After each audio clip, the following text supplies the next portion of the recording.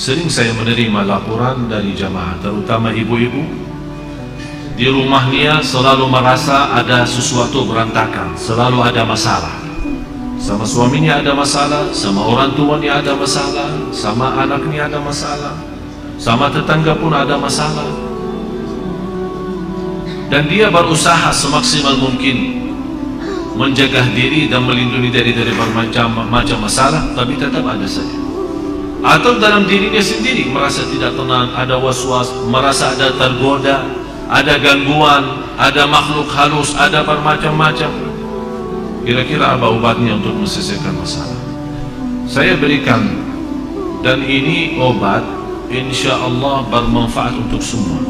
Tidak usah panggil tukang dukun, tidak usah panggil siapa-siapa. Anda sendiri laksanakan, akan Allah subhanahu wa ta'ala merubahkan rumah kita insya Allah menjadi tenang, adem, enak. Yang pertama, bawakan air dan isi dalam air itu garam. Air itu dicampurin dengan garam dan dibacakan dalam air itu Al-Fatihah 7 kali. Ayat 5 ayat pertama suratul Baqarah. Ayat Al-Kursi 7 kali. 3 ayat yang terakhir surat Al-Baqarah. Lillahi ma fis samawati wa ma fil ardh. Saya ulang lagi. Air isi dengan garam dan dibacakan dalam air Al-Fatihah 7 kali.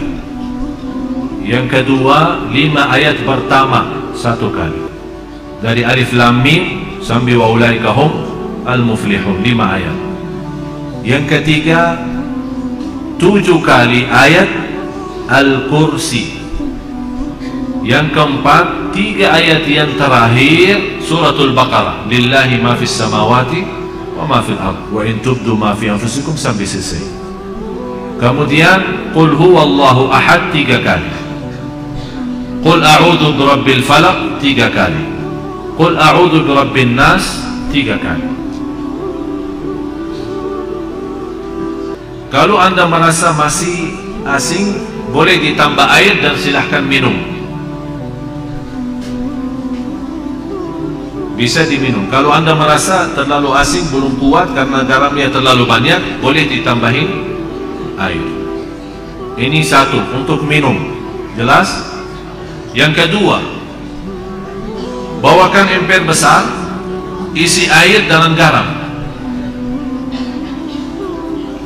Ini untuk mandi boleh. Bapak Ibu, ini serius saya bicara ya. Insya Allah Anda coba, insya Allah semua masalah dalam hati, dalam perasaan, dalam jiwa, dalam fikiran, insya Allah selesai. Ember besar, isi air dan campur garam. Bisa pakai mandi. Ayat yang dibaca sesuai ayat yang saya sudah kasih tadi, boleh. Bagaimana cara bacaannya? Bacaannya habis Anda baca, tiup dalam, bukan meludah ya, tiup saja. Tiup 3 kali boleh, 1 kali boleh, tidak masalah. Dan saya sampaikan begini karena sudah berkali-kali ada yang memberitakan soal rumahnya ada banyak masalah, saya tidak tahu apa. Dan mohon maaf, selama saya di Indonesia, mohon maaf ya, orang di Indonesia terlalu banyak was-was. Jadi kalau merasa ada sesuatu, Ustaz kayaknya ada di rumah apa-apa, padahal tidak ada. Tidak ada. Oleh karena itu di Indonesia cepat paling laku usaha tukang dukun. Laku cepat. Seperti ada seorang ibu, kasihan, maksud saya kasihan kalau kita mampu mengobati diri, menamankan rumah kita, kenapa kita minta tolong orang lain? Inilah sudah saya berikan cara, insya Allah aman, insya Allah yakin, dan tidak ada dalamnya syirik. Itu yang paling bahaya. Ada seorang ibu kemarin minta sama saya, tolong untuk masuk ke rumahnya. Karena habis saya isi tabligh akbar di salah satu daerah di sini di Jakarta tidak jauh, dan dia minta tolong sambil nangis, "Ibu maaf saya tidak bisa, kalau mau masuk ke rumah berarti semua jamaah minta masuk ke rumahnya." Jadi lain kali enggak, ini saya sudah berapa lama tidak bisa masuk ke rumah saya. Kenapa? Ada banyak hantu.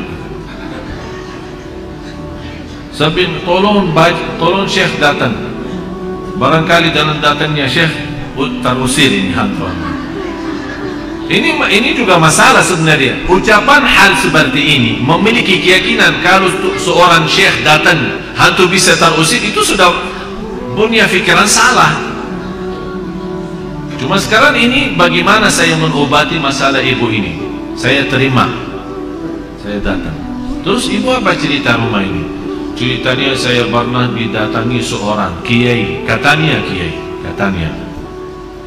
Tapi begitu dia masuk ke rumah, dia langsung berkata, "Bu, di rumah kamu ada banyak hantu." Mulai dari situ saya takut. Jadi saya minta tolong para kiai lain, tidak ada yang mau datang ke rumah saya. Malah saya bertambah takut. Akhirnya ada seorang dukun yang mau bantu, tapi dengan syarat dia mau membacakan apa, saya tidak tahu mau baca apa. Setiap satu ekor jin keluar 250. Setuju ibu itu? Oh boleh, tapi saya cuma ada 500. Udah, saya bantulah. Saya masuk dulu, saya melihat berapa ekor ada.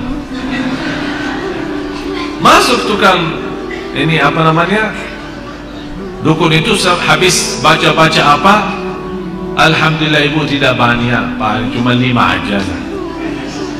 Jadi saya baca-baca keluarin 2 karena ibu mampu bayar 500. Kalau nanti ibu sudah sanggup lunasin lagi, nanti saya datang lagi usir yang tersisa. Dan kasihan ibu percaya. Sampai sekarang dah mau masuk ke rumahnya, sampai saya ketemu dan disuruh saya masuk. Jadi ibu sekarang yang tersisa cuma 3 ya. Kan katanya 5 kan? Yang terusir 2, tinggal 3. Terus ibu membayar ke saya berapa? Tidak apa-apa, saya ikhlasin, tapi yang penting bantulah. Udah begini aja, saya masuk, ibu tunggu di luar. Kalau dengar suara saya berteriak, berarti saya lagi berantem sama mereka.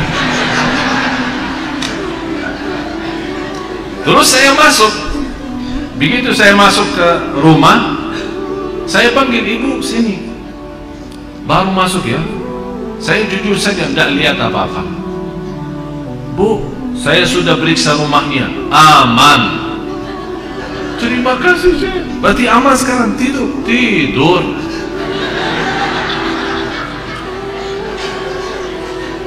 Dan saya kasih obat itu, bagi garam terus yang lain-lain. Terus dia bawakan amplop, lumayan lah. Saya bilang, Bu, ini sedekahin ke masjid atau ke anak yatim, bukan ke saya. Itu bukan kerjaan saya. Sekali lagi ibu, jangan percaya dukun dan sihir. Yakini. Alhamdulillah habis itu beliau rutin baca suratul Baqarah, dan alhamdulillah nyaman, enak. Malah sekarang rumahnya selalu ramai, pengunjung datang silaturahim banyak. Dan sebenarnya masalahnya cuma was-was. Tapi was-was 90%. Sejarah medis pun 90%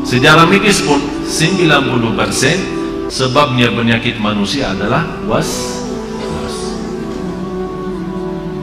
Dan insyaAllah apa yang saya sampaikan ini insyaAllah bermanfaat banyak. Ini semua Bapak Ibu ikhtiar, tapi semuanya harus kalbu kita yakin kepada Allah Subhanahu wa ta'ala. Dan itulah Allah Subhanahu wa ta'ala memberikan, kata Rasulullah SAW, Allah menhalalkan bermacam cara obat, silahkan, kecuali berobat dengan cara syirik, tidak boleh.